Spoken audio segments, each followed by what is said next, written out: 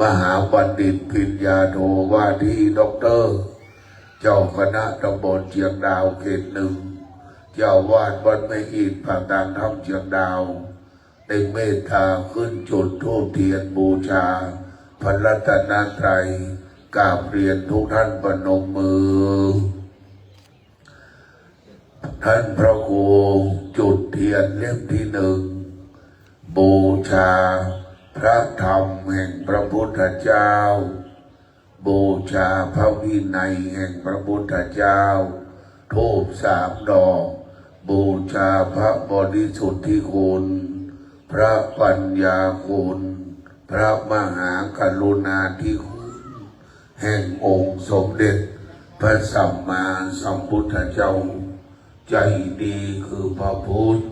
ใจบริสุทธิ์คือพระธรรมใจงามคือพระสงฆ์พระพุทธช่วยนำพระธรรมช่วยแทง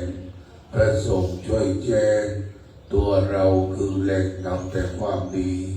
เพราะอาจารย์วัดไม่อีกเอาขันขอศีลประเคนที่ประธานส่งนะครับเจิญพระเมสสดาสาธุชนประนมมือตั้งจิตให้ใสตั้งใจให้ดีบารมีธรรมจงบังเกิดวันขึ้นปีใหม่เราทำดีวันแรกต่อจากนี้ไปจนถึงวันที่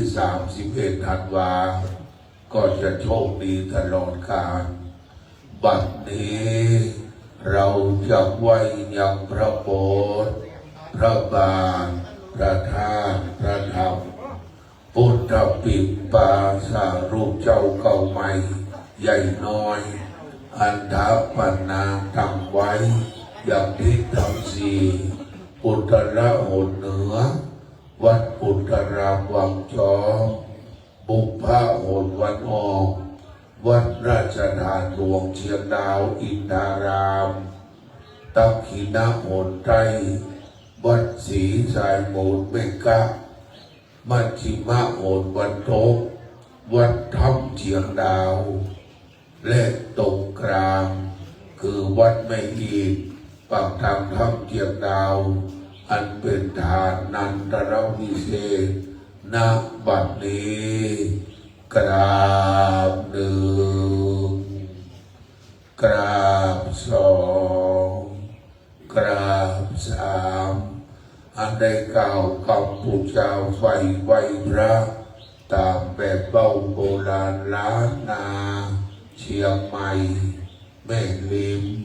แม่แถงเชียงดาวแม่อีกบ้านเราพร้อมกันนับบัดนี้อิมินาสังฆาเลนะพุทธังอภิปูชยามาอิมินาสังฆาเลนะธัมมังอภิปูชยามาอิมินาสังฆาเลนะสังฆังอภิปูชยามาอะระหังสัมมาสัมพุทโธภะคะวาพุทธังภะคะวันตังอภิวาเทมิสวากขาโตภะคะวะตาธัมโมธัมมังนัมมัสสามิสุปฏิปันโนภะคะวะโตสาวกสังโฆสังฆังนะมามิตั้งใจสมาทานรับศีลเมื่อคืนนี้เป็นคืนสุดท้ายของปี 2560 แทนเรารับศีลจากพระเดชพระคุณหลวงพ่อ านสูงวัดเจริญวัฒนารามเป็นที่เรียบร้อยวันนี้ขึ้นต้นปีใหม่ 2569 เราก็จะมีศีลตลอดไปอันสตรีไม่มีศีลก็สิ้นสวยบุรุษด้วยไม่มีศีลก็สิ้นสีอีพระภิกษุสามเณรเถรและชีข้าราชการศีลไม่มีก็หยาบคายตั้งใจรักษาศีลนำศีลมาประพฤติปฏิบัติต่อไปมะยังพันเตติสังเนนะสังอาปัญจศีลานิยาจามะโตติยัมปิมะยังพันเตติสังเนนะสังอาปัญจศีลานิยาจามะตาติยัมปิมะยังพันเตติสารเนนัสสังอาปัญจศีลานิยาจามะนะโมตัสสะภะคะวะโตอะระหะโตสัมมาสัมพุทธัสสะนะโมตัสสะภะคะวะโตอะระหะโตสัมมาสัมพุทธัสสะนะโม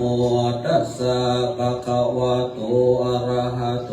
สัมมาสัมพุทธัสสะนะโมตัสสะภะคะวะโตอะระหะโตสัมมาสัมพุทธัสสะนะโมตัสสะภะคะวะโตอะระหะโตสัมมาสัมพุทธัสสะนะโมตัสสะภะคะวะโตอะระหะโตสัมมาสัมพุทธัสสะพุทธังสรณังกัจฉามิพุทธังสรณังกัจฉามิธัมมังสรณังกัจฉามิธัมมังสรณังกัจฉามิสังฆังสรณังกัจฉามิสังฆังสรณังกัจฉามิตุติยัมปิพุทธังสรณังกัจฉามิตุติยัมปิพุทธังสรณังกัจฉามิตุติยัมปิธัมมังสรณังกัจฉามิตุติยัมปิธัมมังสรณังกัจฉามิตุติยัมปิสังฆังสรณังกัจฉามิตุติยัมปิสังฆังสรณังกัจฉามิตติยัมปิพุทธังสรณังกัจฉามิตติยัมปิพุทธังสรณังกัจฉามิตติยัมปิธัมมังสรณังกัจฉามิตติยัมปิธัมมังสรณังกัจฉามิตติยัมปิสังฆังสรณังกัจฉามิตติยัมปิสังฆังสรณังกัจฉามิสรณะขมานังนิทิตาอามะพันเตนาติปาตาเวรมณีสิกขาปัตตังสัมมาทิยามิปานาติปาตาเวรมณีสิกขาปัตตังสัมมาทิยามินาตนาเวรมณีสิกขาปัตตังสัมมาทิยามิอะดินนาทานาเวรมณีสิกขาปัตตังสัมมาทิยามิเปสุมิจฉาจาราเวรมณีสิกขาปัตตังสัมมาทิยา มิ กาเมสุมิจฉาจาราเวรมณีสิกขาปะทังสมาธิยามิ สาวตาเวรมณีสิกขาปะทังสมาธิยามิ มุสาวาตาเวรมณีสิกขาปะทังสมาธิยามิ เมรยมัจจปมาทฐานาเวรมณีสิกขาปะทังสมาธิยามิ สุราเมรยะมัจจปมาตฐานาเวรมณีสิกขาปะทังสมาธิยามิ มานิปัญจสิกขาปทานิสีเลนะสุขติยันติสีเลนะโภคสัมปทาสีเลนะนิพุติยันติตัสมาสิลังวิสุทะเย สาธุสาธุสาธุนานๆเองจุดเทียนชนวนหน้าบาทน้ำมนต์ก่อนและถึงมาถามเตือนสีเล่มอาวุโสในที่นี้ขอกล่าวเรียนคุณแม่คุณย่าคุณมอนน้อยป่าใจประเสริฐรัตนมาอุบาสิกาอายุ94ปีเต้าพระพันปีหลวงเกิดปี75ปีวอกคุณน้อยลุกไปถามเตียนน้ำมนต์ก่อนคุณน้อยลุกคุณน้อยอาวุโสสูงสุดคุณน้อยไปถามเตียนน้ำมนต์ก่อนไปเลยขี่รถซิ่งอยู่แล้วดึงยอมเขาเนี่ยแมววิน้อยนะยู่ที่ไหนนี่มดเอาไปนอนห้องสำนักงานพ่อสัตดาแมววิน้อยพาใจประเสริฐดอกตัวหนึ่งนี่เป็นตัวลูกตัวหลานบนหรอกวิน้อยบนขีดบนตาบนมีสมบัติพัสดานยามนุ่มบนหิหามาได้แมววิใบนี่ของเสียทีดีทั้งนั้นบนลำบนลอยถามนักเกณฑ์ทุกเจ้าพระเจ้าพาเข้าคนเดียวบนแม่เกณฑ์เตียนก่อนทุกเจ้าเข้าเตียนอันนี้ไม่มาก่อนเจ้าพาเข้าละสาธุแม่มานั่งที่เดิมต่อไปจะจุดเทียนธาตุทั้งสี่ก้มศาสนาก้มตุลูกตุลานปัทวีเล่มหนึ่งกุบาลหนึ่งเป็นหนึ่งในเชียงดาวกุบาลหนึ่งตามเล่มที่หนึ่งปัทวีปุจาธาตุดินปัทวีเล่มที่หนึ่งอาโปธาตุน้ำเจิญเมวิมอนแสง92จิเล่มที่สองคือธาตุน้ำเตโชธาตุไฟคือปตาแต่ตามเล่มที่สามวาโยธาตุลมเป็นถิมสี่ท่านอุบาหนึ่งเป็นหนึ่งกุแสงเป็นสองปตาเป็นสามเป็นถิมเป็นสี่เนี่ยกรรมศาสนากรรมตุลุกตุหลานกุแสงของ92มูนีธานีอ้วนปั่นขึ้นอีก100อยู่100 ปีค่อยถ่ายด้วยเนอะสาธุกันกุปีกุแสงนี่เป็นจันแสงตามเล่มที่สองปัทวีธาตุดินอาโปธาตุน้ำเตโชธาตุไฟวาโยธาตุลมเก้าจูร่างกายของนิมนต์คือในการต่อไปคุณพ่อดาเล่มที่สามคุณแม่ติ๋มเล่มที่สี่แล้วก็หมู่หนึ่งมึงมีบุญมีย่ามีพ่อมีแม่มีน้องมีญาติธรรมทุกคนพระดาถามวิสาวฟังแล้วนิสัยรถมันต่ำจะน้อยลงหายเคราะห์หายภัยมาแล้วบอดมันตีตามเรื่องที่สี่หลังมันตีเพชรนี่หัวแสงนั่งเสกกูเปลือกแล้วเอาไฟมัดหัว ได้อยู่เย็นเป็นสุข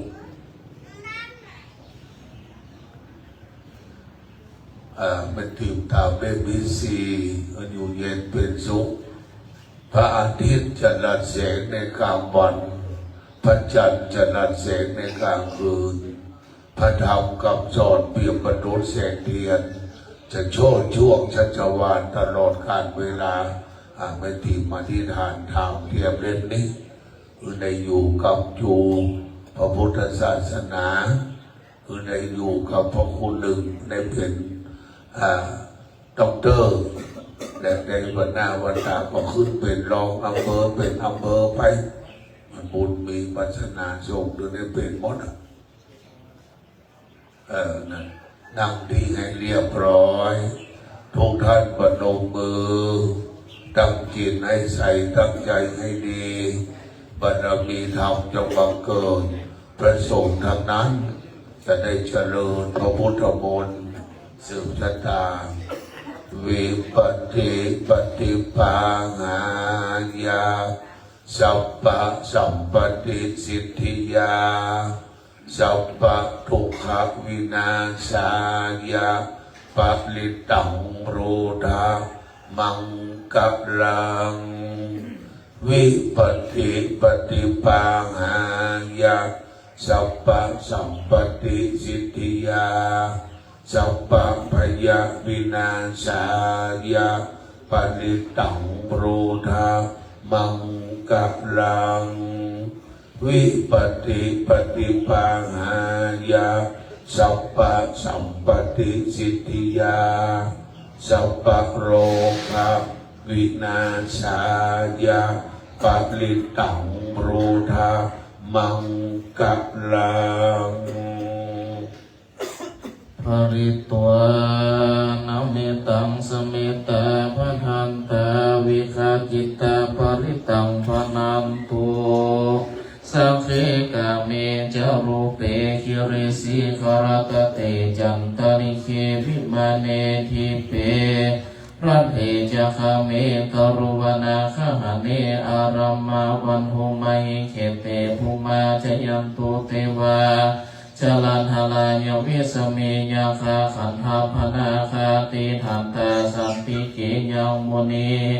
วรวัจนังสาธโวโนสุรนันตุ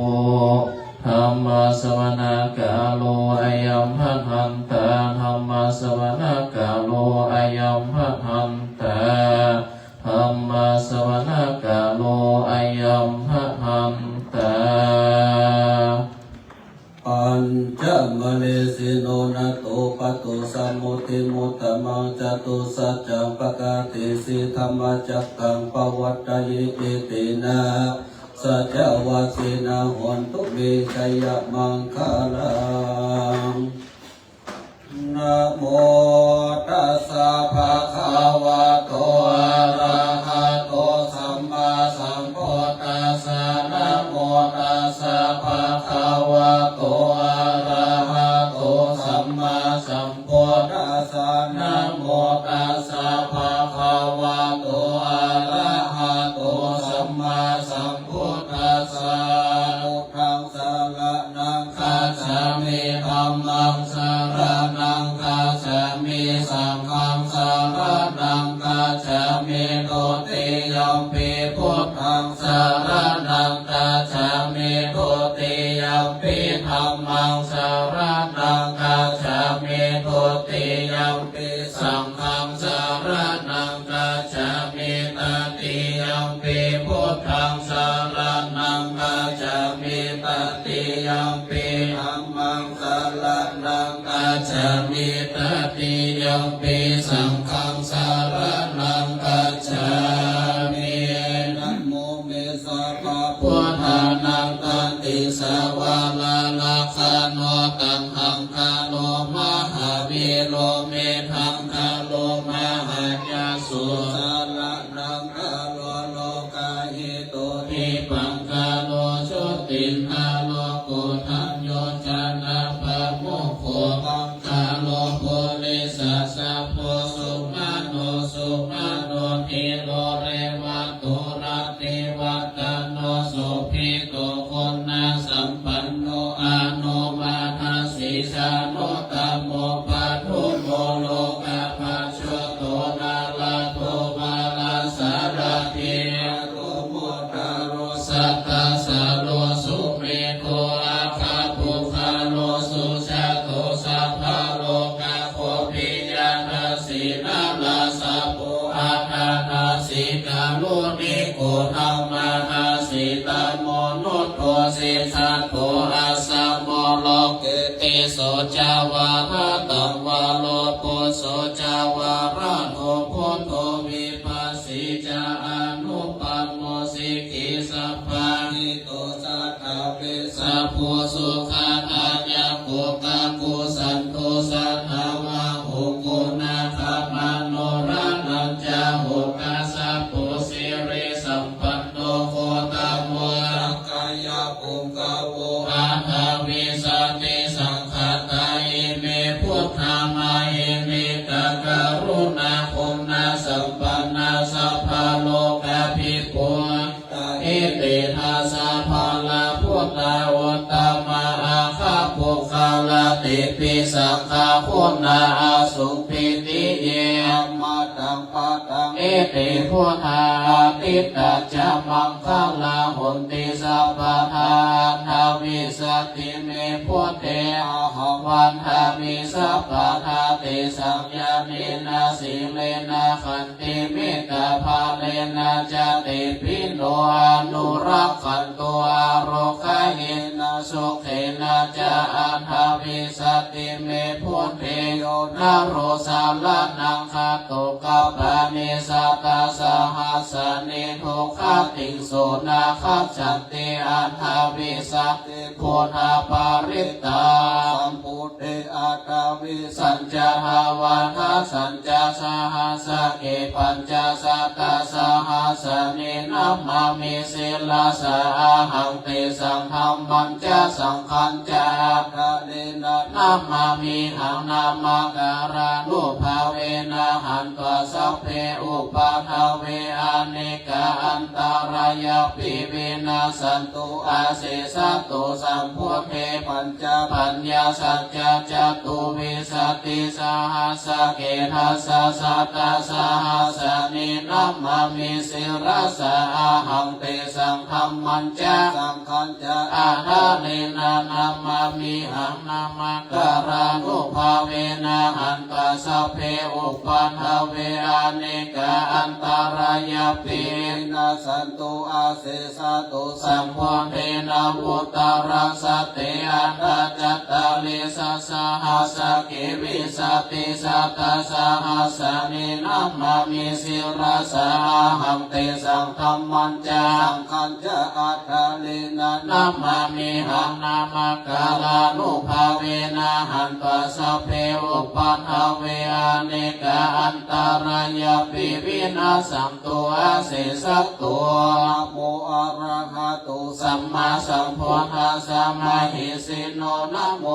ธัมมะธัมมัสสะสวะคาตาเสวะเตนิทานะโมมหาสังฆสัพเพวิสุตตาสีลาติปิโนนะโมโอมาตายารัตตาสัมรัตตานาตายาสัสสะตุกังโอมากติตาสัตตาสวัตตุตายาสัพเพนะโมการะปะภาเวนะวิคัสสันตุปัทวานะโมการานุภาเวนะสุวัตเทหนตุสัพพะทานะโมกาลาสติเสนะวิธิมหิหุมิติจวาชตุวะทุระตุวามนุสตุวะอามนุสตุวะอาคิตุวะอุทากตุวะปิสัจจตุวะคานุกตุวะอันทกตุวะนาคาวาชานาปาทาโรคาตุวาสัพพมะตุวาสันติเนตุวาสัพพุริสัตตุวาจันทาติอาสัมมิทาโคนาคุกุลาหิวิชิกาส สัมปทิปิอาชาตาลาสาสุกาลามาอิสายะขะลักขสัทธิหินานาพายะตุวานานาโรคตุวานาอุปัฏฐวตุวารักขังขังหันตุปานิธานาตุปัฏฐายะตาภะคะตาสะตัสสะภะระมิโยตัสสะอุปปะละมิโยตัสสะปะระมัทถะปะละมิโยจะมหาปาลิจักขิติโสจาริยปัจฉิมภาเวคาภาวะกันติงชาติงนาภิเนคัมมานาปาทานาจาริยังโพธิปัลลังเกมาลาวิจายังสัพพัญญุตตายานาปติธรรมนาวโลกุตละธรรมเมปิสัพเพปิเมพุทธาพุเนอาวาชิตเวสาริยติสุภกาลันตาเลสุติยามารติงภาริตังการุณตัวยัสสงาอานันทเทโลยากาลุญาจิตังโอปัฏฐาเพปะโคติสัตตาสหัสเสสุจักขวาเลสุเทวตายาสนัมปฏิคันหันติยัญจเวสาริยัมพุเลโลคามานุสัพพุภิกขาสัมพุตันติตัมปะยังคิปะมันตารัฐาปิสิปาริตังตัมภนามะเหเสวนาจะภาลานาปฏิตานันจะเสวนาปุจจาจะปุจจานิยานังเอตมังคาลามุตตมังปฏิลูปฏิสาวาโสจะปุเพกาตาปุญญาตาอัตตาสัมมาปณิทิจเอตมังคาลามุตตมังพังมุสัจจัญจสิปัญจวินัยโยจะสุสิสุภาษิตาจยาวาจาเอตมังคาลามุตตมังมัตตปิตุปัฏฐานังพุทธทานาสังสังฆาโหอานากุลาจักกัมมันตะเอตมังคาลามุตตมังนันจะธรรมจาริยัญจายตากานันจะสังฆาโหอานาวัจานิกัมมันนิเอตมังคาลามุตตมังอารติวิรติปปามาชาปนาจะสัญญโม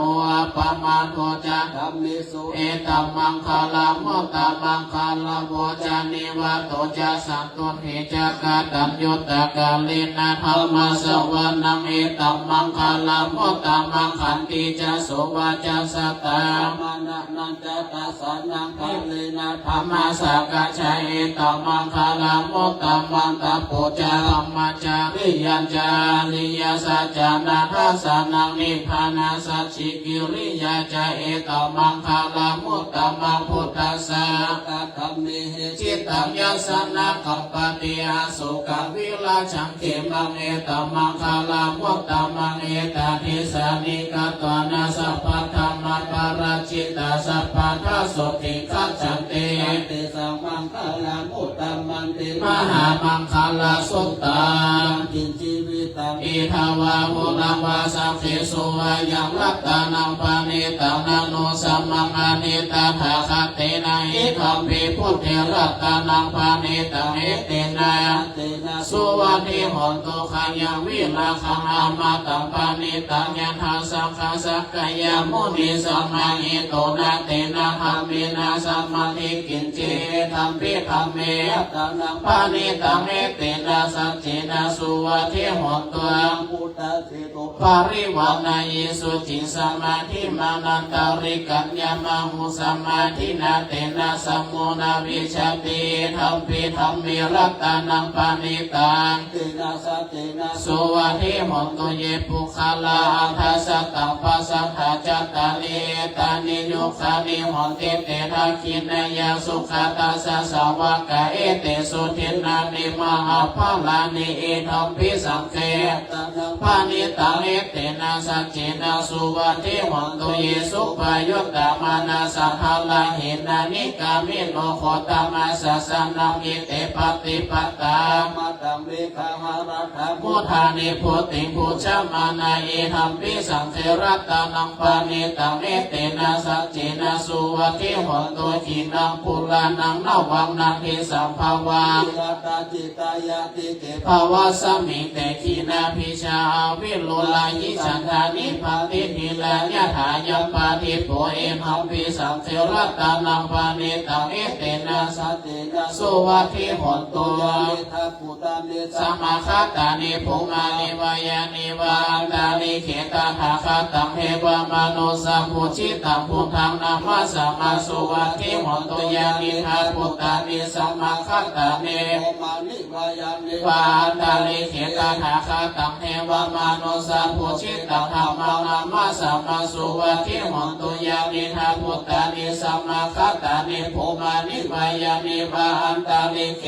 ตาตังเทวามโนสัมพุชิตังสังฆังนามาสัมมาสุวัติหนตุรามิยมัตตกุสเลนะยัตตาสัตตปะทังอภิสัมเมจะสัพพโอโสจะสุโอโสจะสุวัจโจจะสัมโมโทอานาติมานิสัตตุสัพพจะสุภะโลจะอัปปังกิจโจจะสลามุกาโมติสัตตินทาริโยจะนิปะโคจะอัปปะคะโพโกเรสุอานาโนคิโนนาจะพุทธังสัมมาจาเรกิจเจเยนะมิโยปะเลโอปะวะทายโยสุขิโนวะเขมิโนตุสัพเพสัตตะปวันตุสุขิตาตาเยเกจิปานาพุทธเทตาสาวะทาวะลาวะอานาวะสิสาภิขาวะเยมหัตตาวะมัชฌิมาลาสกาโลกะภูลาทิทาวะเยจะอาทิทาเยจะทุเลวะสันเตเวทุเลพุตตาวะสัพพเวสีวะสัพเพสัตตะภวันตุสุขิตาตาปโรปะนังนิโกเปทานาติยัมเยธากิจิพายาโลสันาปฏิฆาสัญญาณยามัญญาสะทุขามิสยามัตตายาฐานิยาพุทธังอายุสาเอกาพุทธมนุระเกวัมปิสัมภพุทธิสุมาณสัมภวะเยมานังเมตัญจสัพพะโลกาสมิมานาสัมภวะเยปาริมานังโหทังอาโภจติริยจาสัพพะทาเวลังอาสัพพะตังเมธาจาลังนิสิโนวัสยาโนวยาวาตาสาวิคาตามิโหเอตังสติงานิทยาภัมมาเมตังมิหาลังเอธรรมโหทิทิจานุปะคัมมาศิลาวาสัมปันโนกามิสุวินัยเขหังนาหิจตุขาภาสยาภูนาเลติติกาลามิยเมตตาสุตตาติโรกิศิลาภุโนสัจจังโสจายานุทายาตินาสัจเจนากะหามิสัจจกิริยามนุตตาลังอาวาชิตตธรรมาภาลังสาลิตปุภกิสิเนสัจจภาลังมาวาสายาสัจจกิริยาคัสหังสันติปัฏฐาวาจนะสันติปัฏฐาวาจนะมาตาปิจายามิขันตาชาตาวิตาปฏิกรรมสหสัจจิกติไมหังมหาปัญชานิตุสิกขีวสิสิสุลาสัทาลิสานิโอทาตังปัตวายาธาสิกิสัจจินามิสัมโมนาติเอสามิสัจจะปรมิติอัปปมโนพุทโธอัปปมโนธรรมอัปปมโนสังโฆปมาณวัตตานิสิลิสัพพะนิยหิวิชิกาสัตตปะทิอุณนานาภิสารภูโมชิตากตเมตตะเมปาริตาปฏิกรรมันตุพุทธานิสุหังนะโมภะคะวะโตนะโมสัตตานังสัมมาสัมพุทธานันติติปิโสภะคะวะอะระหังสัมมาสัมพุทโธวิชชาจารณะสัมปันโนสุขโตโลกาวิทูนุตตะโรปุริสาสัทธาเทวมนุสานังพุทโธภะคะวะติสวะคาโตภะคะวะตาธัมโมสันติเทโกอากาลิโกเอหิปัสสิโกปานายิโกปัจจตังเวทิตาภูมิโยหิติสุปฏิปันโนภะคะวะโตสาวกสังโฆสุปฏิปันโนสาวกสังโฆยัญญปฏิปันโนภะคะวะโตสาวกสังโฆสามิจิปฏิปันโนภะคะวะโตสาวกสังโฆญาติทังจัตตาริปุริสายุคานิอาภาปุริสาภุคลาตุสาวกสังโฆอาหุนายโยปาหุนายโยทักขินายโยอัญชลิกาลานิโยอนุตตะลังปุญญเขตังโลกัสสาธิ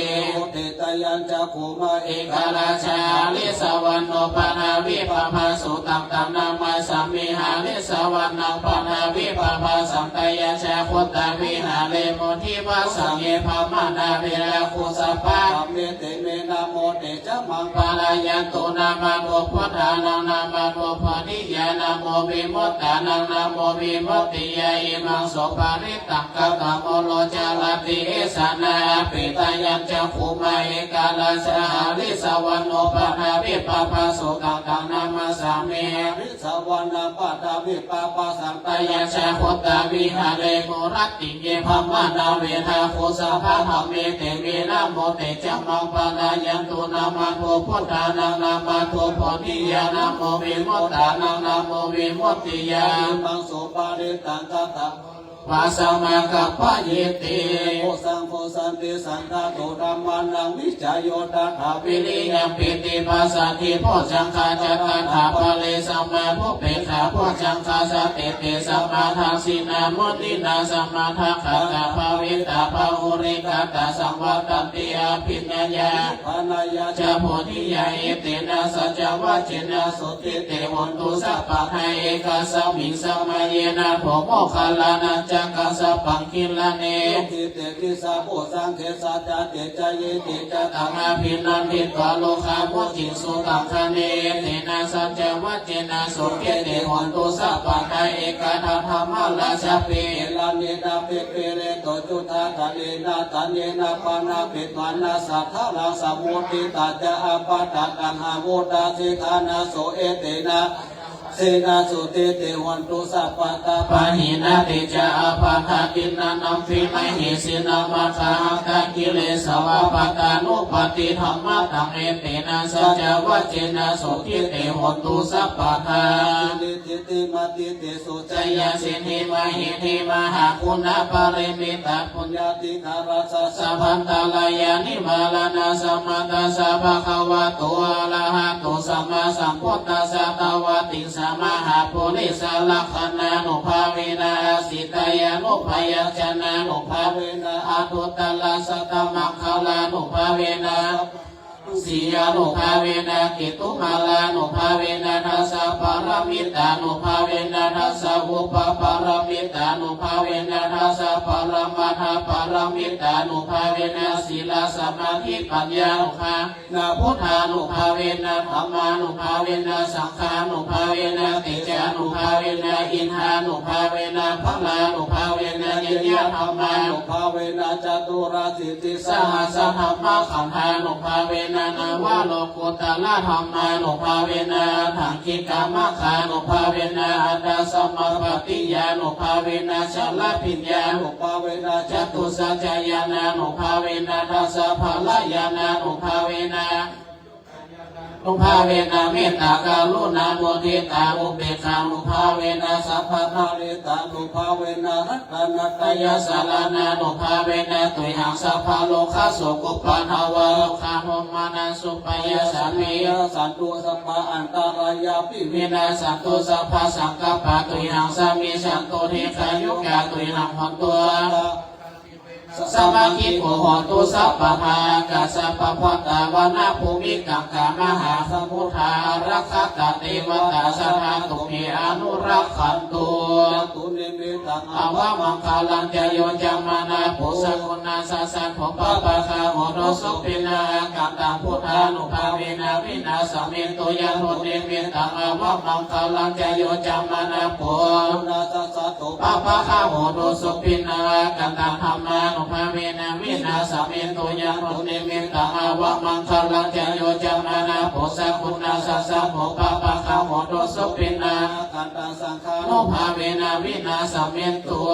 ยาสนะกัตถพุทธเชตมาลังสวาหานังจตุสัจจมาตาลสังเยปิวิสุนาลาสภาตังหังกาลตัญโยพุทธาทาวิสตินายกาสเพเปติทิตาไม่หามาตะเกติมุติสลาเสปติติโตไม่หาพุทโธธรรมโมธรรมิโลจานุสังโฆปติทิโตไม่หาโมเลสัพพะพุทธกาโลหะนะเยเมอนุรุตโทสาริปุตโตจนะกิเนโกธัญโยปินิปะคาสมิงมุขลาโลจาวามังกินาคินนิสวันติไม่หามาสุนานานาลาภวะกาสะโพจมหานาโมอุปสุวามาโสตกิติคันติปินิปะคาสมิงสุริโยปะปะภากาโลนิสิโนสิเลสัพพันโนโสภิโตโมนิภุงขโวกุมาลากาสะโพเทโล มหิสิจิตละวะทัพภูสุไมหังวัตตานินิจา ทิตาสิกุณากโรปุโน อังคุลิมาโลจาอุปารินาหัสสิวัลิอิมิปัญจมหาเทลานาลาติติลากาปมาสิสังสิติม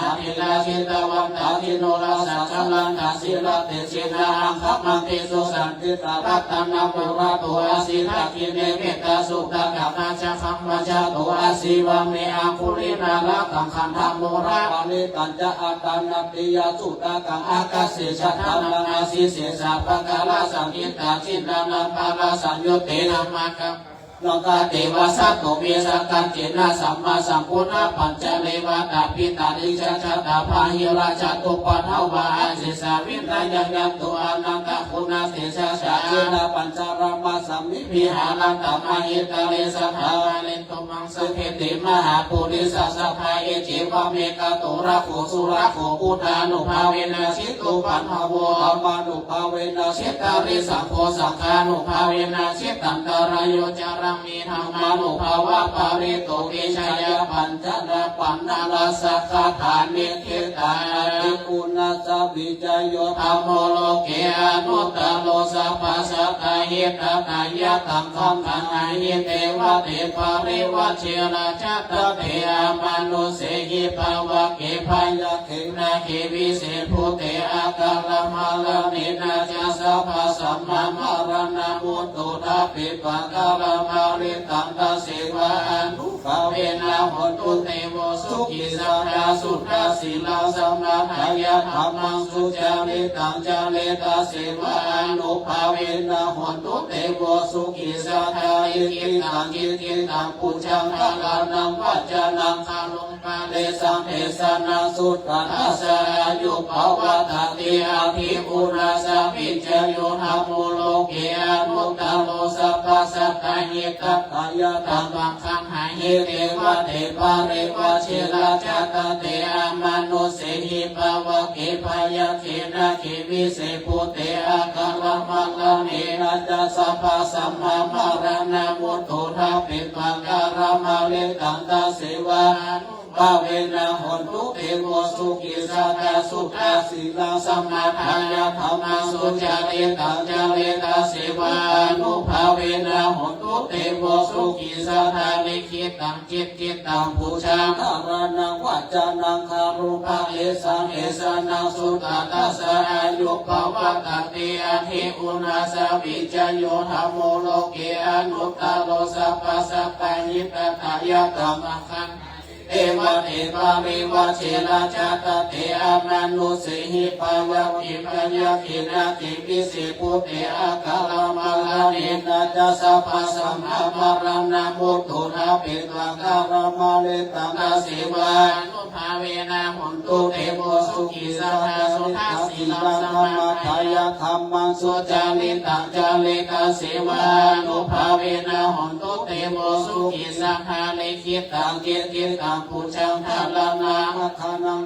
ปาเลสังเทสานังสุตตาสาอายุภาวะตติอินตัสสะตเตวะจตาภมมาจตามหาภมมาจตาอิสิจตามหาอิสิจตามุนิจตามหามุนิจตาปุริสัจตามหาปุริสัจตาจักรวัติจตามหาจักรวัติจตาพุทธจตาปัจจิตาพุทธจตา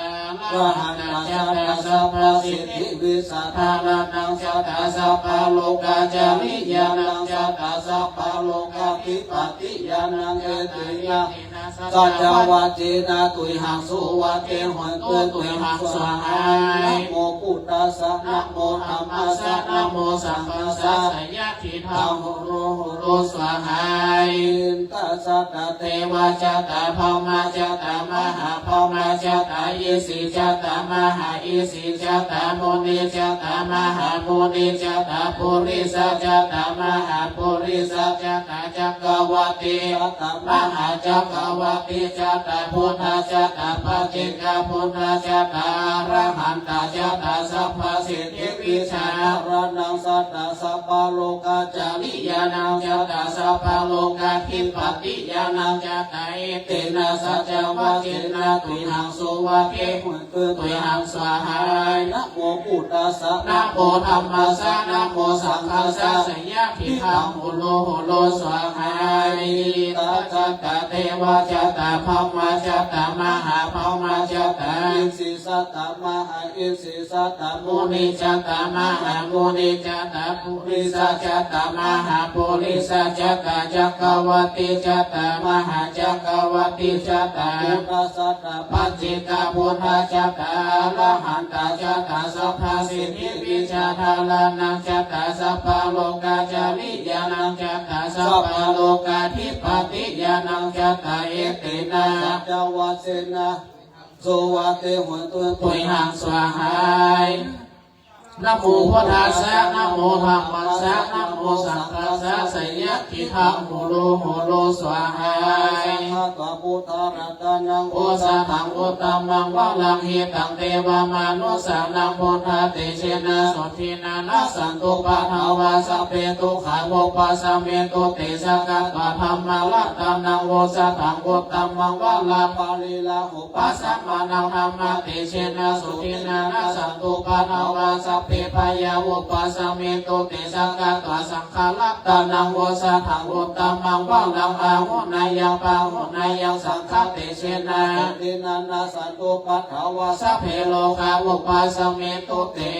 สหัสสมาธินิมิตาสัพพุทธัตคิเมฆาลังวันเนตาโพลาสเสนามาลังนานาทิธรรมวิตินาจิตตวามุเนโทตังเตชะสัพพวันโตเตชะยามังคาลาเน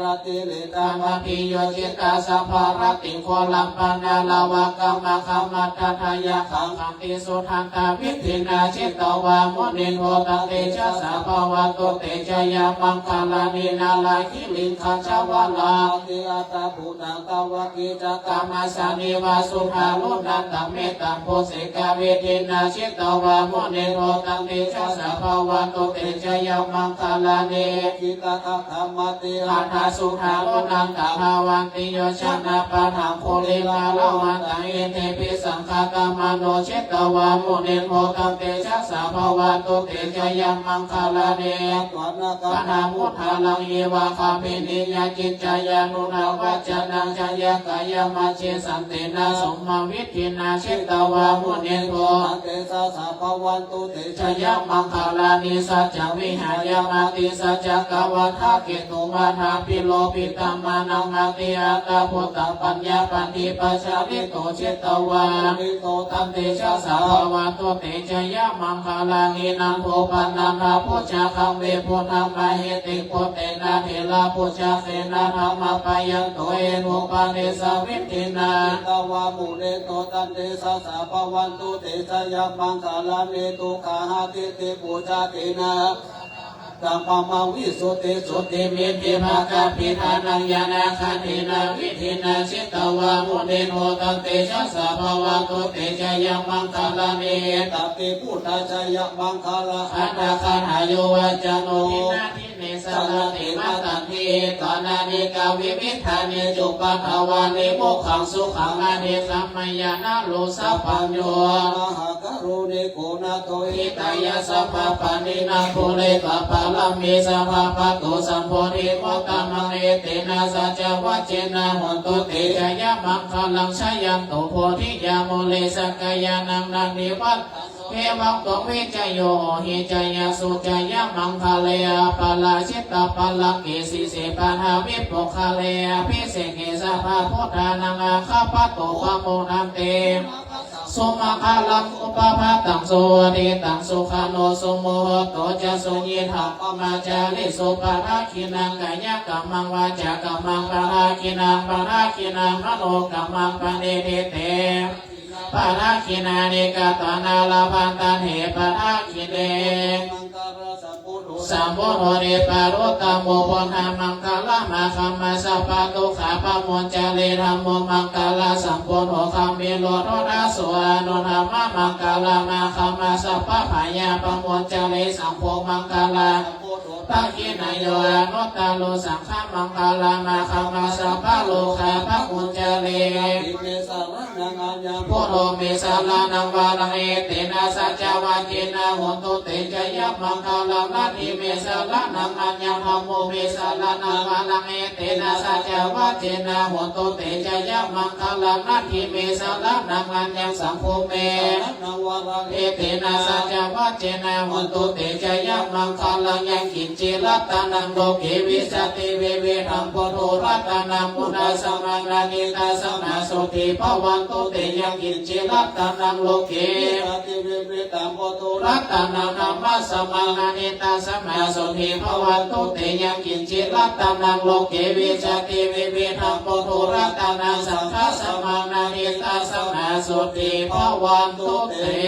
กายคาบุตานาภะปะคะหานิวาลานาปาริตาสะ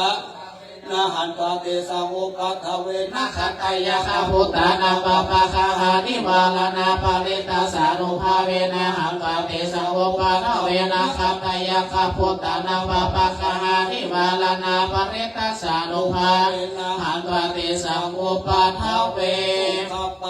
จานิทุขาพายาปัตตาจานิพายาสุขปัตตาจานิสุขาหมตุสัพเพปิปานิโตเอตาวาตาจาอัมเมหิสัพพะทังปุญญาสัพพะทังสัพเพเทวานุโมทันตุสัพพะสัมปะเตสิทธิยาทานังทัทันตุสัพพยาสีลังรักขันตุสัพพังคาภาวนาภิลัตตาหนตุขัจฉันตุเทวตาคัตตาสัพเพพุทธาพระปัตตาปัจเจกานังจะยังพระรังอาระหันตานันจะเตเชนารักขังพันธามิสัพพโสขยาปารมาลาภาสันตุทิพะละมังทัพนังวิสัสสะปรมายาตินิพพานังปรมังสุขัง สาธุสาธุสาธุอยู่ในอาการสงบไปตื้นไปหื้นเนาะนานๆเอ็มเอาไฟมา3 เส้น1แม่อุ้ยหมอนน้อย94แม่อุ้ยหมอนแสง92แม่อุ้ยหมอนทองใบ90มามัดมือต้องเป็น1 เดียวมาคนเท่าไหมคนเท่า3 คนนี้มัดมือทุกที่อุ้ยน้อย94อุ้ยแสง92อุ้ยใบ90ตุนหนุ่มเป็น1 เดียวมาไหมคนเท่ามาหนึ่งนั่งกับมัดมือปนานงงน้ำซุปปอยปนานเอาน้ำซุปปอยมาดูปี1นี่มอนมาที่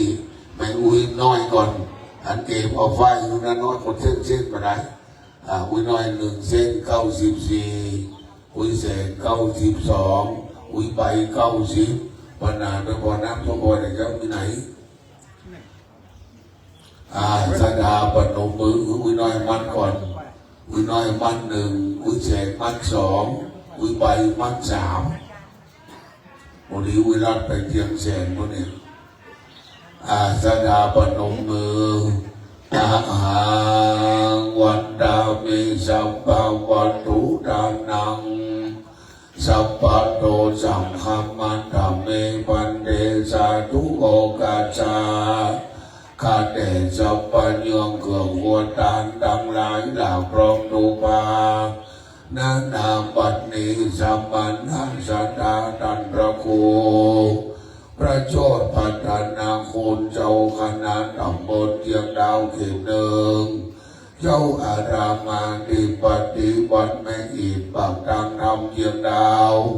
เป็นเขาเป็นประธานอันเตวัดสิโยงเจ้าจุดรโยมอาราองค์งนเนี่ยมองไปนอกอันมีแม่อุ้ยหมอนน้อย พระใจประเสริฐเป็นเก่าแม่อุ้ยหมอนรัดแม่อุ้ยหมอนแจงแม่เลี้ยงดอกใบงานตระกูลถ้ารอดถึงพ่อตาตานดีแม่ติบตานดีอัญญาณวัดแก่วัดเล็กวัดลาบาทวิยาวัดจะกอดวัดและสดาวัดแม่อีทุกหลังคาเรือนได้ถมแต่งเปล่งปลอมน้อมนำมายังตุปาปุปาราชาดวงดอกเขาดอกไม้และลำเตียนมาขอจุมายังสัพพะวัตถุตานาเจ้าทั้งหลายเพื่อกลายเป็นนันทิวิปังโกอาโหสิกรรมอย่าได้เป็นนิบรณธรรมกรรมอันเข็นกาอันนำตะผลทางจังสู่สวรรค์จันปาเลมหาเนรปานั้นถูกจะมีกาญะตอนเลวัตติตอนเลมโนตอนเลสันติจาอาสันติจาปมันตะโตสัมปัจจุปันนะโตสัมสัพพังโตสังขมันตุโนติรัตนังอันว่าเกี่ยวเจ้าดังสามประการนี้นาเลยดียิ่งยอดที่กว่าเกี่ยวในโลกราชกรเต็มปักเกี่ยวแก้วบนแสนหามันก็ปะเดาแก้วเป็นกาสามดวงแก้วดังหลายดังปวงนี่นามีกุลอันนั้นอันเห็นสุรนันตุบนโตเทวาสังฆโยไว้ชาเทวดาเจ้ามือโลกจักรวาลเทวดาเจ้าทักษาพระบรมธาตุเจ้าโดยสุเทพเป็นเก้าเป็นประธานนางสาเสาอินทขินรับเมืองเชียงใหม่และหังษาเสาอินทขินเมืองเชียงดาวหังษาเมืองของเมืองเหงเมืองนักเมืองงายเทวดาเจ้าทั้งหลายหังษาวัดไม่อีปากตามทำเชียงดาวเป็นเขาเป็นประธานวันนี้เป็นวันดีวันงามวันพฤหัสบดีที่1 เดือนมกราคม2564จุลศักราช1388ตัวปีสงาปีม้าและเป็นเดือน4ออก13 คำมันยุจอดรอดเถิงกันเป็นวันคล้ายวันเกิดท่านพระครูประโชติพัฒนาโคนจึงได้นิมนต์พระภิกษุสามเณรจำนวน69 รูปต้องขอชอมาจำเริญพระพุทธมนต์สืบชะตาเป็นที่เรียบร้อยแล้วปัจนี้ขอปฏิทารัยรัตนาผ่านแผ่วพระแก้วเจ้าดังสามประการมีธรรมะเมตตาไหวนาปฏิฆารับเอายังวัตถุตัญญาทานสังฆทาน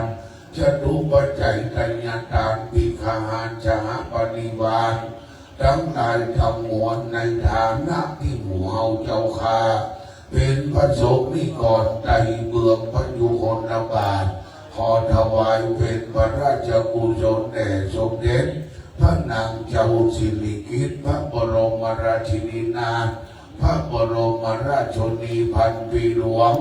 ที่ได้เสด็จสู่สวรรคาลัยบุญกินบุญทานทอดไปถึงเทวบุตรเทวดาเจ้าทั้งหลายอันมีเจ้าหลวงสุวรรณคำแดงอันเป็นใหญ่แก่เจ้านายและเทวบุตรเทวดาเจ้าทั้งหลายรักษาปีเดือนวันยามก็เกิดไม่เกิดได้มาโบกหกรักษาท่านพระครูประโชติพัฒนาโคนเป๊ะผีไปบนเป๊ะคนไปลุมปากใส่ขับกุลน้อมนาปากใส่ข้าข้าโยมมือว่ากล่าวแก่พระภิกษุสามเณรและศรัทธาสาธุชนทั้งหลายเขาเจ้าเหล่านั้นสิโลลาภขาไว้เป็นที่ฮักใครแก่คนในเทวดาพระอินทร์หันก็ชื่นชมพระพรหมหันก็เมตตาเทวดาหันก็คุ้มครองท่านเจ้าได้เป็นด็อกเตอร์โวยบุญกินบุญ ตานิก็คือปันมาหาก็คือปันใดดูทั้งกินดูทั้งไว้ดูทั้งใดเททานเงินหมื่นอย่าได้ขาดแคลนเงินแสนอย่าได้ขาดบานเงินล้านอย่าได้ขาดตัว100 ล้านพันล้านหมื่นล้านแสนล้านยักหยอดลงบานศรัทธาเหมือนกันทุกคู่ทุกคนนิจจังวัฏนิพพานังสุขังวัฏนิพพานังสารังวัฏนิพพานะปัจจโยโหตุโนนิจจังนะโมพร้อมกัน3 รอบเขาจะกล่าวคำถวายพระทหารเพลส่วนพระป่าท่านบอกโอ้มันจะตอดแมลงมานึ่งคือปุญญาด้วยกันนะครับอ๋อท่านบอกโอ้ว่าถึงพระป่าถึงจะตามด้วยกันนึ่งว่าพร้อมกันนะโมตัสสะภะคะวะโตอะระหะโตสัมมาสัมพุทธัสสะนะโมตัสสะภะคะวะโตอะระหะโตสัมมาสัมพุทธัสสะนะโมตัสสะภะคะวะโตอะระหะโตสัมมาสัมพุทธัสสะอิมานิมะยังพันเตภัตตานิจตุสัพพะริวารานิภิกขุสังฆัสสะโอโนจัญญามะสาธุโนพันเถภิกขุสังโฆอิมานิภัตตานิสัพพะริวารานิปฏิกันหาตุอัมหากังทีฆะละตังหิตาญะสุขาญะข้าแต่พระสงฆ์ผู้เจริญข้าพระเจ้าทั้งหลายขอน้อมถวายซึ่งภัตตาหารพร้อมทั้งต้นเงินพร้อมทั้งปริวารทั้งหลายเหล่านี้แก่พระสงฆ์ขอพระสงฆ์จงรับซึ่งภัตตาหารต้นเงินพร้อมทั้งบริวารทั้งหลายเหล่านี้ของข้าพระเจ้าทั้งหลายเพื่อประโยชน์เพื่อความสุขเพื่อความเจริญรุ่งเรืองแก่ข้าพระเจ้าทั้งหลายแก่ญาติทั้งหลายแก่ปิยชนทั้งหลายมีมารดาบิดาเป็นต้นด้วยบุญกุศลนั้นถวายเป็นพระราชกุศลแด่สมเด็จพระนางเจ้าสิริกิติ์พระบรมราชินีนาถพระบรมราชชนนีพันปีหลวงที่เสด็จสู่สวรรคาลัยตลอดกาลนานเถิด สาธุ ท่านพระครูจะเอาไปเกณฑ์ท่านพระครูประกาศชื่อคนเดียวนะครับเอาไม้ถวายท่านพระครูเนอะนิมนต์ท่านพระครูเจริญพรโยมพ่อโยมแม่โยมย่าแม่วิมอนน้อยมอนใบศรัทธาเข้าประเคนท่านพระครูประเคนพระพุทธก่อนท่านพระครูก็เจริญพรบอกคนเดียวจะเอาไปฟังท่านพระครูเนอะ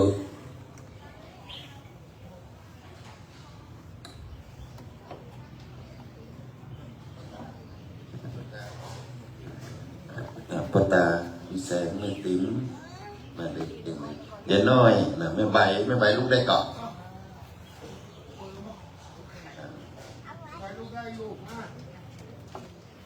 แม่ใบมาเลยครับคุณครู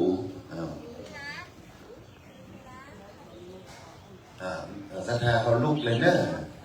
ศรัทธาเขาลูกเลยทุกคนนะลูกเลยลูกกันทุกคนเลยเนอะมาเกม เกณฑ์เลยยายเกณฑ์เลย เกณฑ์ปุ้นสังฆทานเกณฑ์สั่งเอา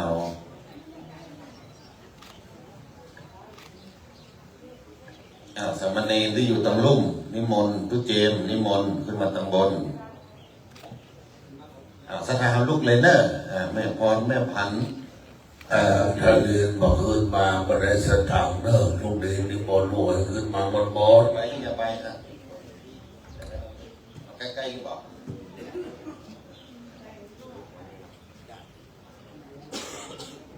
ต่อขอลูกเลย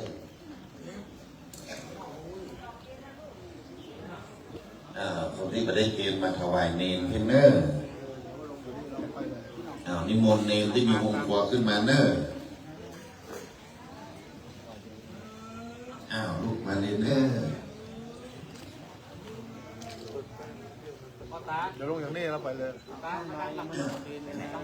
เอาคนชาย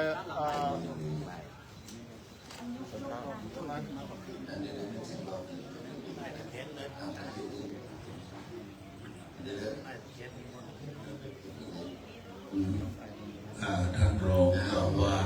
เดียวขาสามเณรทุกรูปนิมนต์ทุกเลิกถ้าพระครูจะถวายปัจจัยแล้วแต่เจ้าของที่มีต้นเงินเนอะเตรียมตัวไปทับต้นเงินแล้วเดี๋ยวไปเก็บที่ตู้เลยเนอะลงมาเอาต้นเงินนั่นเจพอรายชื่อหรอกเอาขึ้นมาอุ้ยน้อยอุ้ยไปคนเราคนโดนไปบัดได้เกณฑ์คือมาตาแล้วนอกเงินแล้วนอก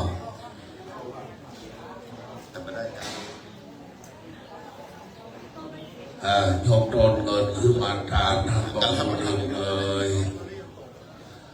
ขึ้นมาเลยนะครับขึ้นมาเลยคนต้นชื่อไผ่บอเด้อตั้งหลักอุ้ยน้อยประธานลงไปเอาเอฟเอายันยื่นมาเอาขึ้นมาอุ้ยน้อยเว้ย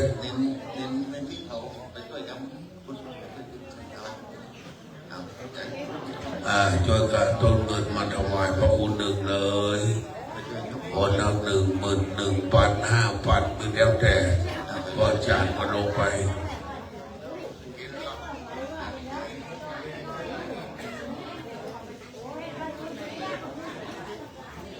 พอจื้อเนอะของครูพิมพ์ก็มีเนอะตอนนั้นครูพิมพ์ที่ห้องมันถูกห้องส้วมคนที่มีชื่อห้องส้วมนี่มีเนอะ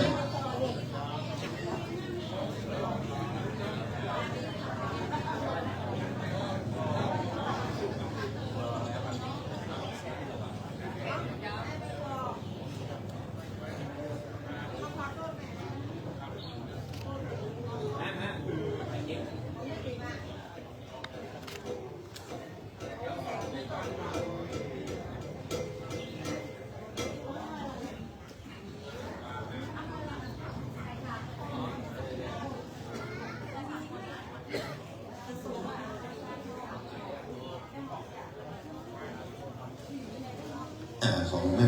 ม่พันธุ์จะมีเนอะเชิญเจ้าชะดาได้ถวายต้นเงินไป20ก็ได้20 ล้านไป50ก็50 ล้านไป100ก็100 ล้าน500ก็500 ล้านไป1,000ก็ได้1,000 ล้านนะครับเนอะ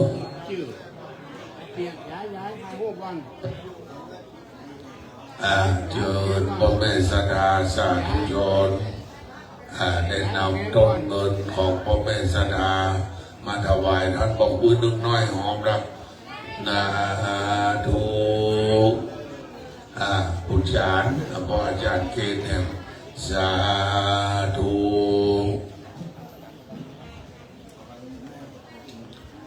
เอาต้นเงินมาถวายท่านบอกโหเนอและลูกพระลูกเดนก็ยกไว้ตั้งวุฒิ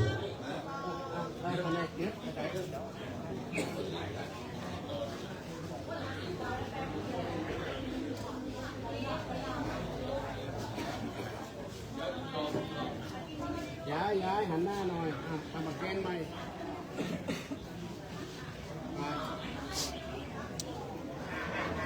โยมมัน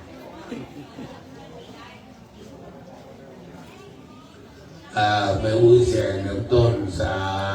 ธุกำอยู่ดูแลลูกหลานวันนี้เอาคนเฒ่าคนแก่อุ้ยน้อย94อุ้ยแสง92อุ้ยใบ90ในวัดมือท่านพระครูเป็นที่เรียบร้อยท่านพระครูได้ตามสตวงชะตาหลวงคุณแจกเอาปัตวีเตโชวายโยเรียบร้อยสาธุสาธุสาธุก่อนเยาวก่อนหรือท่านพระครูได้กล่าวสัมโมทนียกถาขอบอกขอบใจพระเจ้าพระสงฆ์องค์สมณีและพ่อแม่สดาทุกคนก่อนนะครับเนอะ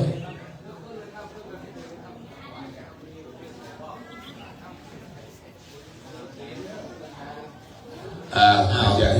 มาเนอร์เลยเลยเกณฑ์ละน่าจะเห็นแล้วเมื่อคน อันนี้ได้เกณฑ์มาลูนเนอร์ถ้าเกณฑ์มาลูนนี่จะได้หางยอดเนอะ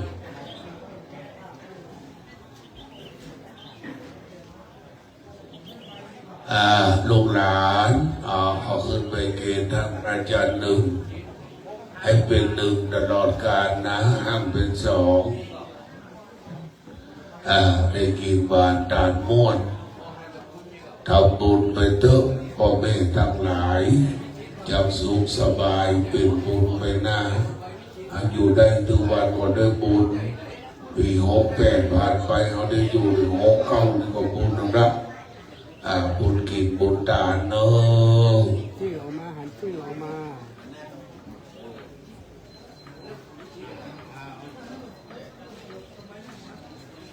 เรียบร้อยหาที่นั่งให้เรียบร้อยเวลาจะจวนเพลงแล้ว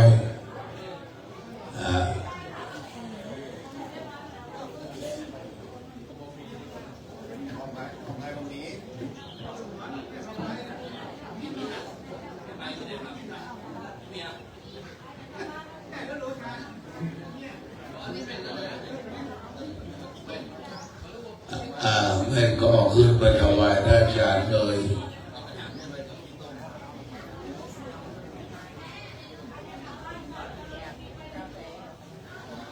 ถวายท่านอาจารย์เลยสาธุวิเศษนั่งแรกเก็บน้ำยาแต่มือมอน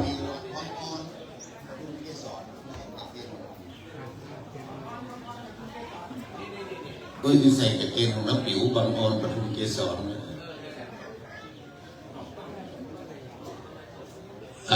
รักเกณฑ์วิเศษเพียมเกณฑ์เดนหลาน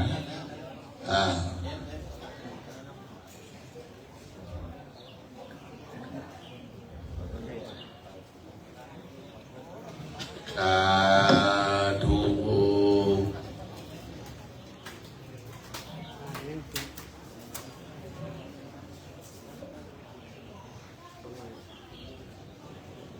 ไอ้การขึ้นมาเลยไปขึ้นไปทำบอลด้วยกันคุณแม่เกณฑ์ลูกคุณหลานเป็นใบได้อยู่ท่องใบมากแล้วก็มาเตียวลงไปหน้าของผักออกมาได้ตรง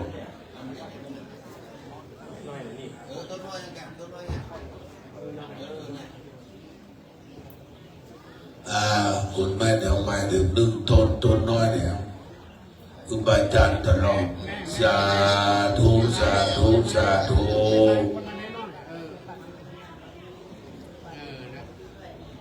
พอลูกช่างน้อยถ่ายรูปแล้ววิ่งไปแล้วผู้เสียงานที่นั่งนิมนต์ท่านพระครู1กล่าวสัมโมทนียกถาในนามคณะสงฆ์เรื่องในวันขึ้นปีใหม่และวันเกิด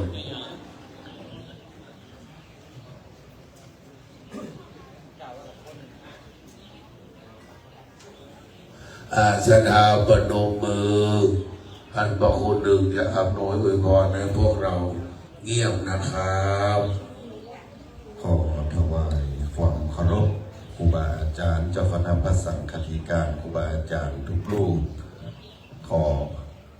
โอกาสกับครูบาอาจารย์ลูกขอเจริญพรอนุโมทนากับศรัทธาเราทุกผู้ทุกคนทุกท่านที่มาร่วมทำบุญวันปีใหม่ทำบุญสืบชะตาเนื่องในวันคล้ายวันเกิดอายุครบ44 ปี44 ปีแต่ได้19 พรรษาเนาะเพราะได้บวชเมื่ออายุ25ดังนั้นในวันนี้ก็ถือเป็นวันทำบุญขึ้นต้นปีใหม่ศรัทธาก็มาร่วมสืบชะตา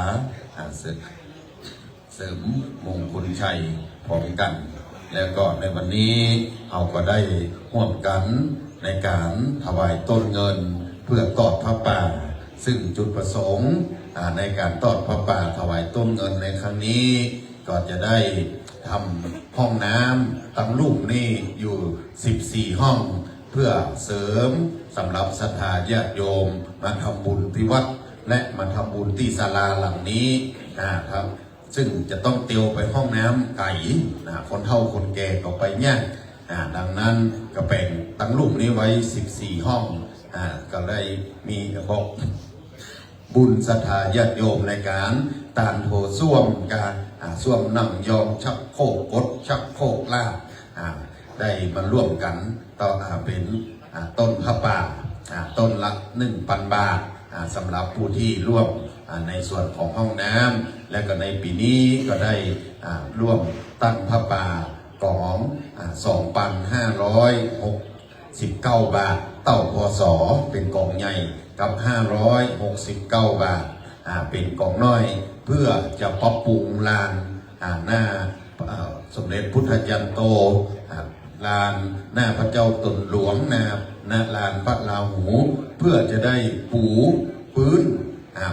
นโดยตัวหนอนจะยกขึ้นมาแหมน้อยลาดลงจากลานสมเด็จโตมาที่หน้าอุโบสถดังนั้นสถานท่านทั้งหลายก็ได้ร่วมกันเป็นเจ้าภาพกองละ 2,569 บาทกองละ 569 ดังนั้นก็ขออนุโมทนาบุญกุศลกับศรัทธาของผู้คนมีความตั้งใจไว้หลายเดือนละแต่ตอนนี้ก็มีศรัทธาเขาร่วมบุญกันมาแล้วประกอบกับว่าได้ตั้งใจจะปรับปรุงลานแล้วบังเอิญที่มีเหตุการณ์ก็คือที่จะได้มีในวันที่8ที่จะถึงนี้จะได้มีการประชุมเพลิงหลวงพ่อนนท์ซึ่งเป็นพระลูกวัดของวัดมิอีดอายุ81 ปี 2 พรรษาได้มรณภาพไปจะได้ประชุมเพลิงบำเพ็ญกุศลศพตั้งวันจันทร์วันที่5 6 7แล้ววันที่8เมื่อค่ำก็จะทำการประชุมเพลิงดังนั้นเราก็จะได้เอาทรายมาถมแล้วก็หลังจากนั้นก็จะได้ปรับปรุงลานนี่ตามที่มีความตั้งใจจะได้ปูตัวนอนยกตัวนอนอันเก่าขึ้นอันนี้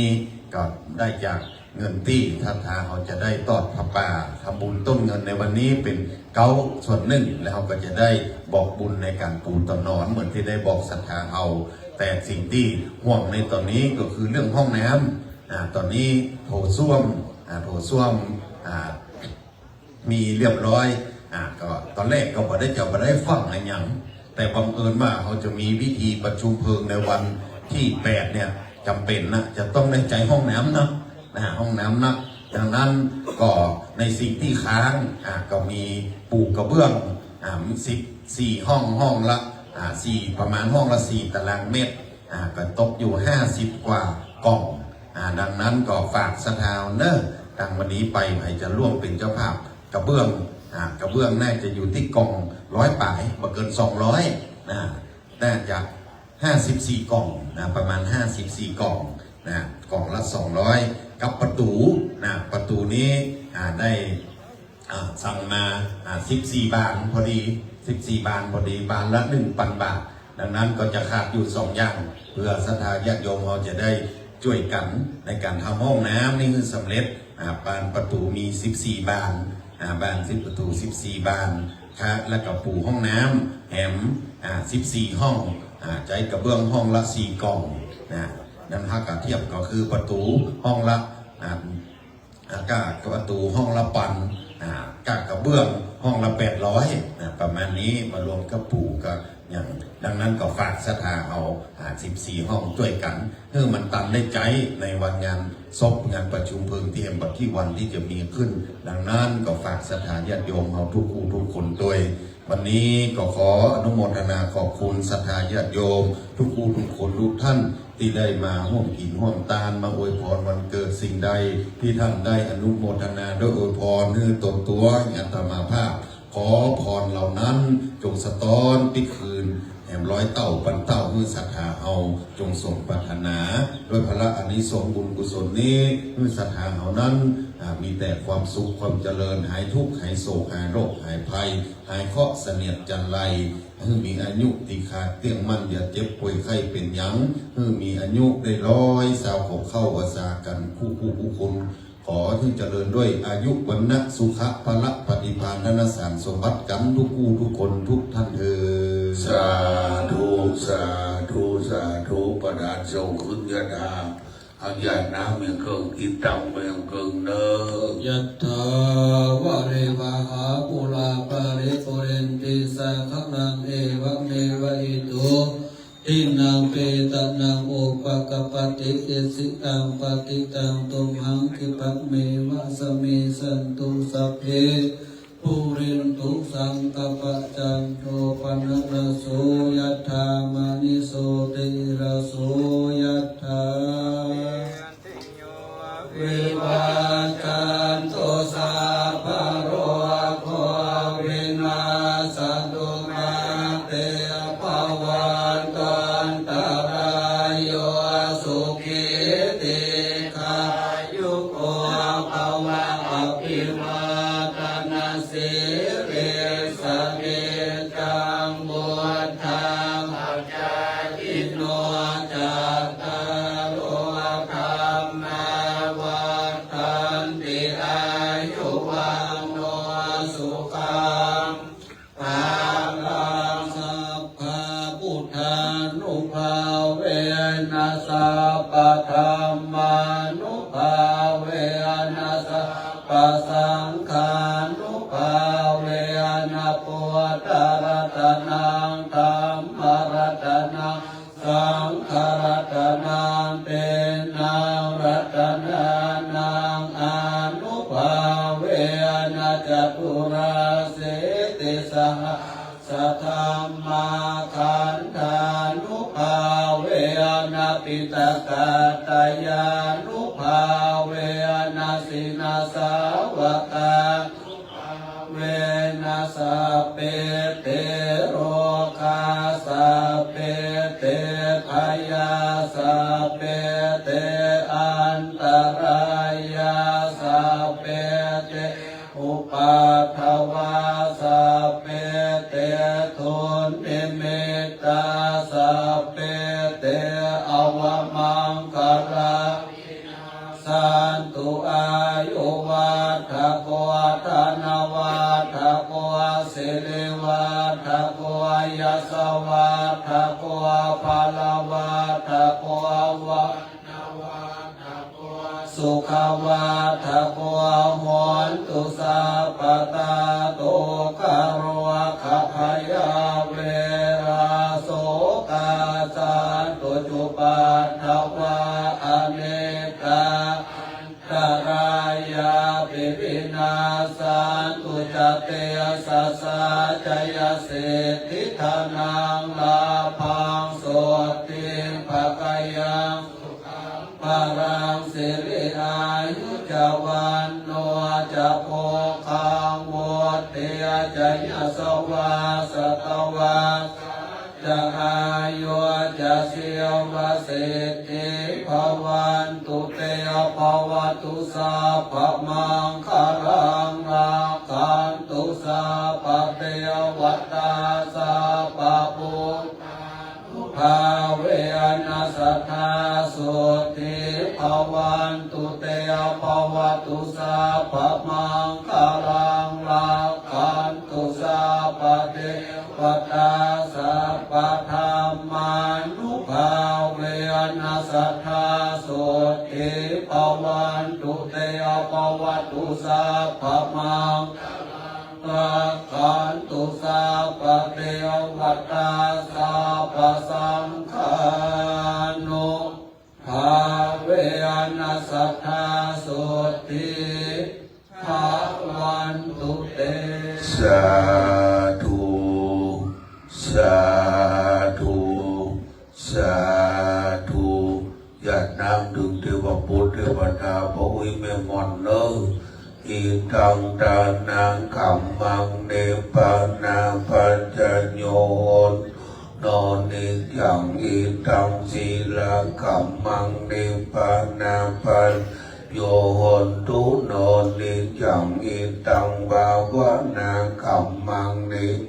นาปัญจโยโหนตุนอนนิจังยังกินเจกุลลังกาตาบังกัมมังสัพเพหิกาเทหิกาตังปุณโนอนุโมตันโตสุนันโตบนโตเยมวะอัจฉมิงดานิอันเทกันตาติกันสัตตาหนโตสัพพัสสัตตานังโจกีอัตตานังบังหะลันโทมาตามปิตาโยคิตาวันโตตุขังมนจันตุสัพเพญาติกาโยคิตาวันโตตุขังมนจันตุสัพเพอัญญาติกาโยคิตาโตตุขังปมนจันตุสัพเพปิสาสัพเพยังขังปิทาจุกิตาหนตุตุขาปามนจันตุสัพเพนักขันสุกิตาหนตุตุขาปามนจันตุสัพเพเทวาจุนหนตุตุขาปามนจันตุสัพเพอาจาริโยปัญญาสุกิตาหนตุตุขาปามนจันสัพพสัมปัตตินังสามิจันตุโววันตาน้อยพระมหาเถระมัชฌิมาเถระอนุเถระสามเณรทุกรูปทั้งอรัญญวาสีวัดป่าคามวาสีวัดบ้านเพื่อมือเป็นบาปเป็นกรรมเนอวันตามิพันเทสัพพังงามปังลาทังมาทัเมพันเทมัญญากาตังปุณสามินาอนุโมทิตาปังสามินาปุญญังไมหังตาตัพพังสาธุสาธุอนุโมทามิจัตตารโอธรรมวัฏันติอายุวันโนสุขังปะลา สาธุสาธุสาธุ นิมนต์ทุกปีแทนเนอะผมน้ำมนต์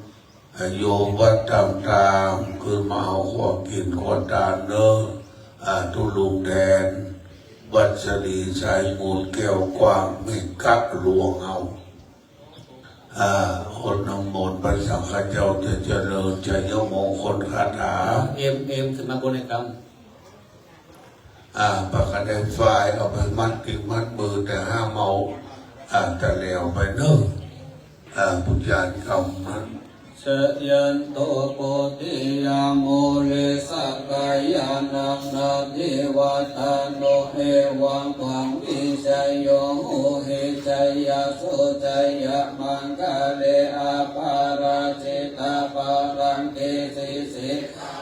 ปิโกคาเลอาเปเสเกสาปะพุทธานังอาคาปตุปะโมตันเตสุนักขาตังสุมังคารังสุปาปะตังสงโหติตังสุขันโนสุโมโหตุจาสุปิตังพรหมจาริสุปาตาตินังกัญญ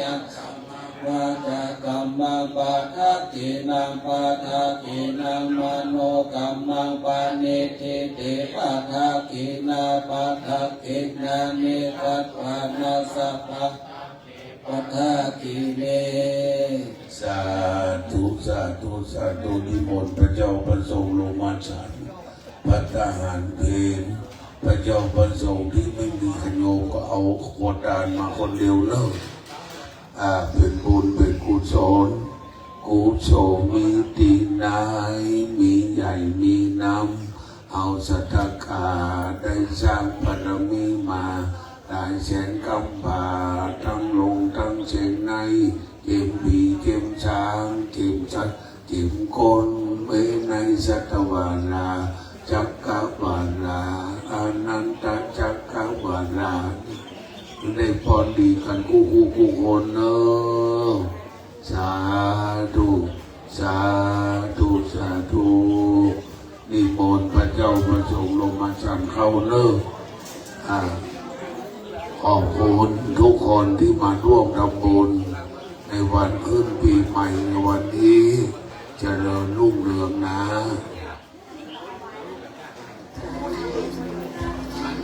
เปิดเพลงปีใหม่เย็นเปิดเพลงปีใหม่สวัสดี